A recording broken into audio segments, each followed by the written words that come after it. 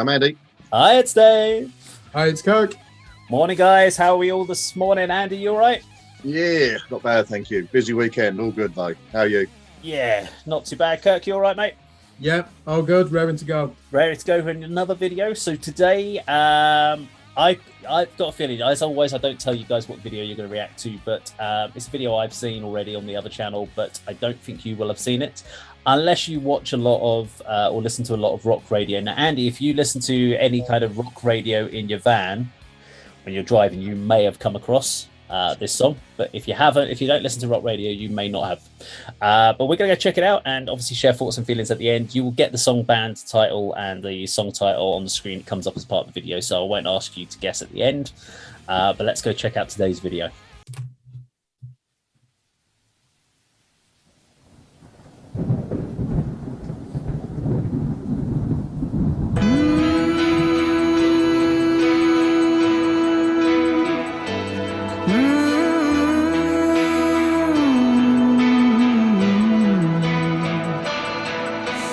Blood on my hands, what's done is done.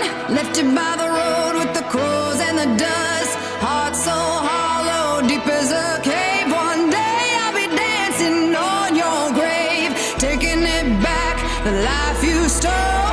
Every little piece you took of my soul. Now I lay you down to sleep and I pray with the devil you rest in peace. You can't hang your chains on me when you're 6 feet deep. This heart ain't yours to bleed. Now that yours no longer beats. Hallelujah, I'm over you, yeah. I buried you, oh Lord, you're dead to me. Rest in peace.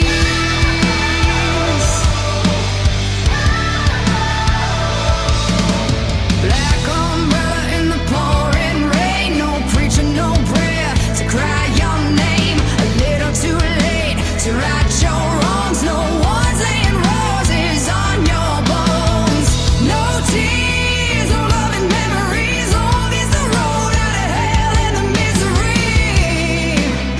So by my decree, you can't hang your chains on me when you're 6 feet deep. This heart ain't yours to bleed. Now that yours no longer beats. Hallelujah, I'm over you, yeah. I buried you, oh Lord, you're dead to me. Rest in peace. Oh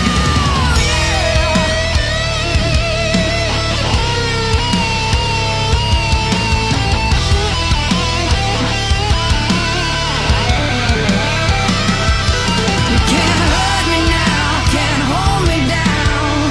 What's done is done. You can't hurt me now, can't hold me down. I've had enough. Oh Lord, you're dead to me. So I lay you down to sleep. You can't hang your chains on me when you're 6 feet deep. This heart ain't yours to bleed. Now that yours no longer beats. Hallelujah, I'm over you, yeah. I buried you, oh Lord, you're dead to me. Rest in peace, rest in peace, Lord, you're dead to me. Rest in peace, rest in peace.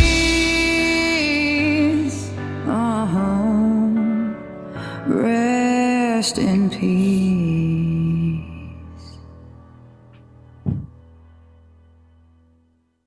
Okay, so that is the band Dorothy, and the song is Rest in Peace, off their 2021, or it might even be 2022 album. I can't remember exactly when it came out. It's been in the last sort of like 6 months to a year, or guess when since it's been out. So this is probably, well, I would say, obviously with you guys with being more doom and death, this is probably not a natural thing for you, I would assume, but I'd be intrigued to see what your opinion was of it. So I'm going to go with Kirk on this one. Yeah, great vocals, reminded me of Adele. And do you remember that singer Anastasia? She had that, Oh yeah. that range, that register as well, didn't she? Clearly, the vocals dominated the song. Was that quite a spiteful breakup song? Listening to the lyric, It's either a breakup song or it's about addiction. I couldn't quite work out. Going through the lyrics, it's either about burying your addiction somewhere or it's about a breakup. I'm not quite sure. We couldn't quite work it out when I last looked at this. Yeah, what a vocal performance. I think it's one of those songs where those musicians really, they're just trying to get themselves heard, aren't they? And not being too successful, because understandably, when you've got raw vocals like that with so much emotion and oomph to them, they're going to dominate, and that's where they wanted that song to go. And if Adele sounded like that, I wouldn't say I'd listen to the music, but I'd probably like it. Yeah, that was rock. There are elements of Guns N' Roses in there with the solo coming in, weren't there, as well? I'll say it's not my type of music. Quite bland if you take out the vocals. Can you imagine listening to that as a backing track? My God, you'd be bored shitless, wouldn't you? It's like when people say, oh, the Smiths are a great band. It's like, well, Morrissey's a great personality and a unique vocalist. Take him out of the mix and you've got the most boring music in the world.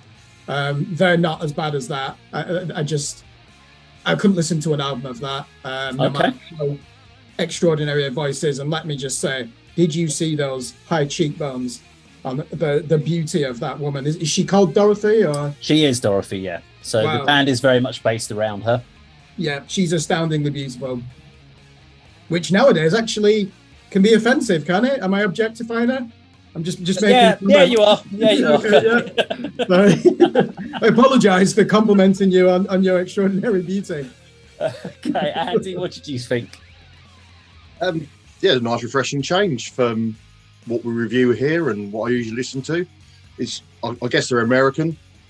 They are American, yep. Yeah, it's definitely got that American rock feel. Yeah. Almost country at times, country influence in perhaps definitely the lyrics. Again, I can't decide whether it's sort of burying your relationship or burying your addiction, but yeah, I don't think I could listen to it.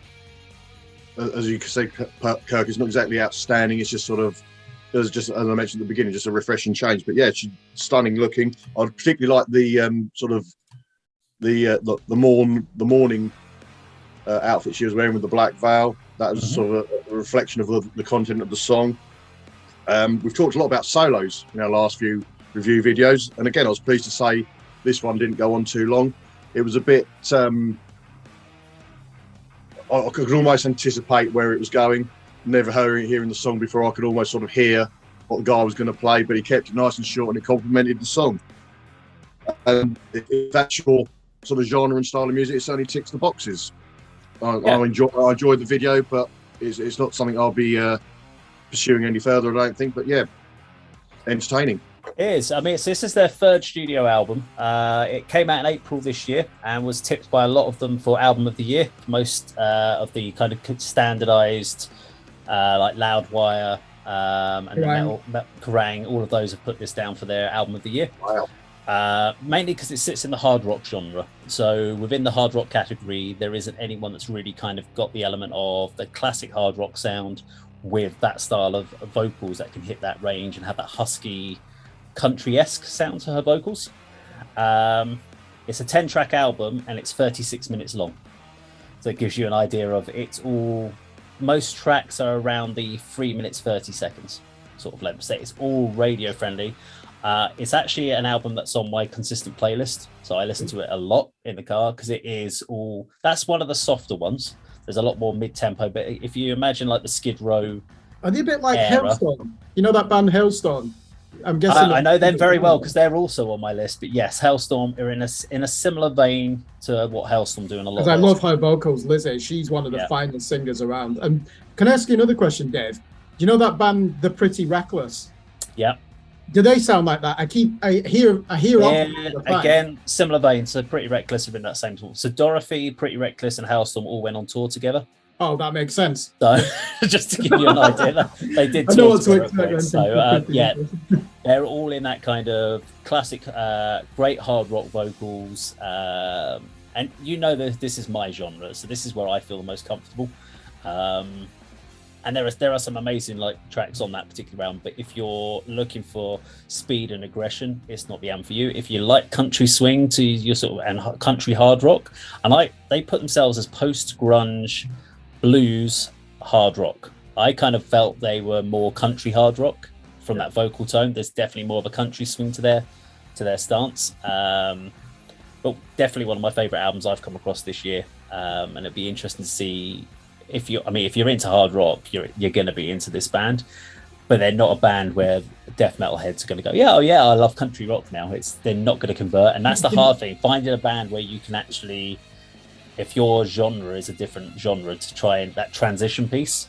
It's very hard to find a segue band nowadays, but you never know, we might find someone. There doesn't have to be a segue from hard rock to grindcore anyway. And can I just make clear, I like hard rock, so we're never gonna use that term pejoratively.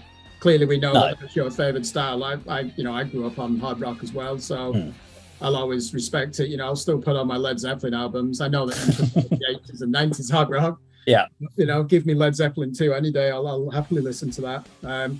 That was good. Am I right in thinking, do you not think they're the type of band that would not only convey, but would write a song about having a hangover?